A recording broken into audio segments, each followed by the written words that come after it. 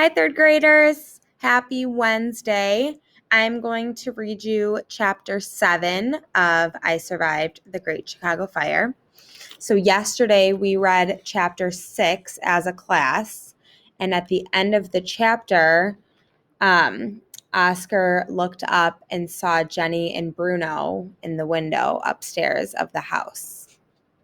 And the last thing the book said was that he opened his mouth, but he was too horrified to even scream. So we'll see where this takes us into chapter 7. Oscar sprinted toward the house, swatting away the burning flakes that swarmed around him.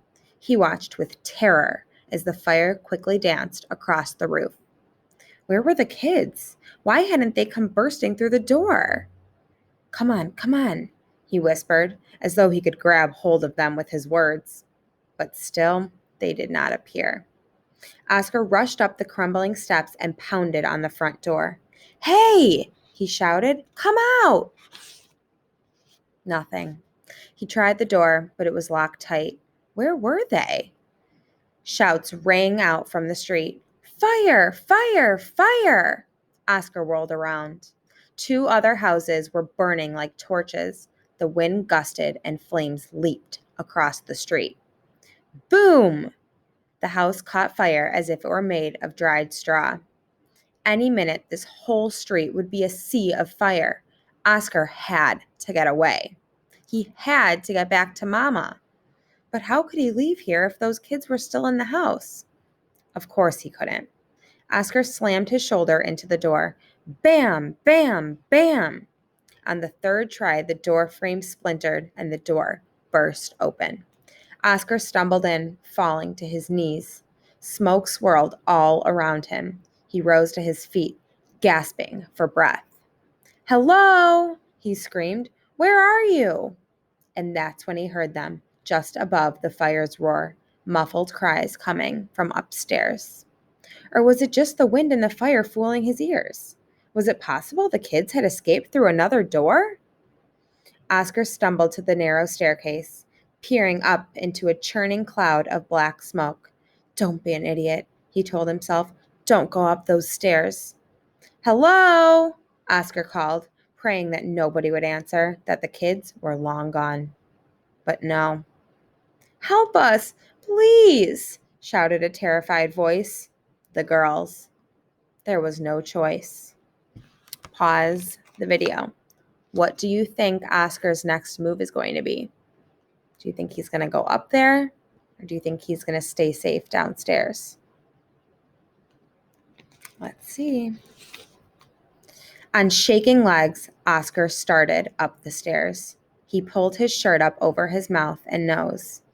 It did nothing to block out the smoke. Each breath burned his throat and lungs, but the worst was the blistering heat. Can you imagine how hot that must have been? With each step, it grew hotter. Oscar could practically feel his blood boiling, his skin sizzling, his flesh cooking on his bones. He wouldn't last long up here, and neither would Jenny and Bruno. At the top of the stairs was a closed door. Someone pounded on the other side. Here, Jenny shouted. The door is stuck. Please help us. Oscar pushed against the door, but it wouldn't budge. Stand back, he choked. Oscar kicked the door as hard as he could. The door crashed open, releasing a wave of heat and even thicker smoke that pushed Oscar back on his heels. He teetered and almost fell down the stairs, but somehow he managed to regain his balance.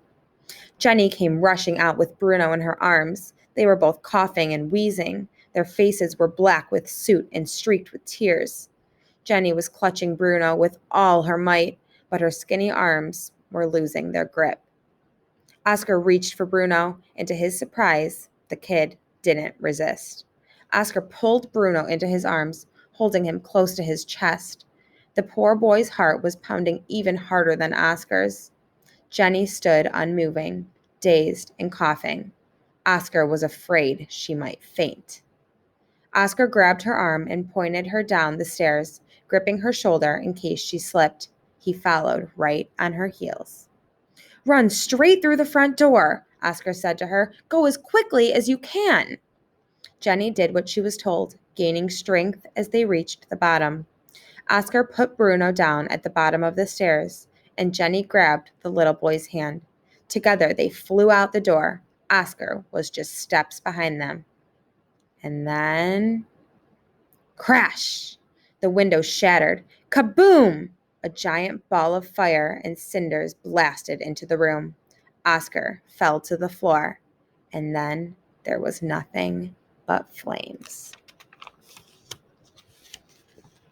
Kind of left us on a cliffhanger there.